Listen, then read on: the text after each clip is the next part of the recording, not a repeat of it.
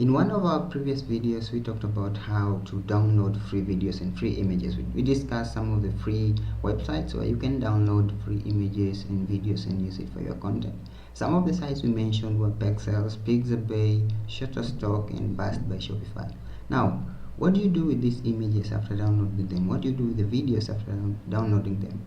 One thing you should know that there are so many creators online. If you just download an image or a video and use it the way it is like the others do, then you're probably going to be doing the same boring thing. So what do I suggest you do? You should try to edit these videos, give it some life, try to change the video, add some text on it, add a logo. You can, if it is a video, you can change the background, you can change the appearance, you can do a lot of things. If it is an image, you can trim it, you can add your own text, or you can maybe put it side by side by a different image of your own, because this puts you in a better position to stand out compared to other people.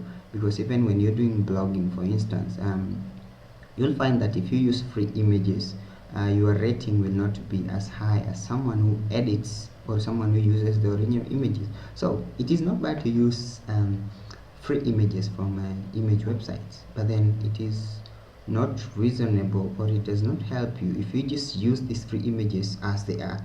What you should do is take these images, just try to make a change here and there. If it is a video, do the same, because you don't want to be doing the same boring thing. Take for instance, you're posting your photos on Instagram. You go to Canva, you create a design, you take an image from Pixabay or the free Canva images, which they have partnered with Pixabay to allow you access those images from that point.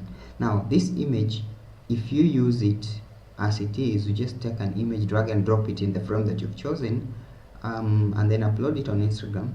There are millions of creators. Another person does the same thing. You'll have the same boring things. There's nothing that shows that it is yours. So if you add simple watermarks, which there is a video talking about how to add watermarks, that will make you stand out, will make your content slightly different from other people's.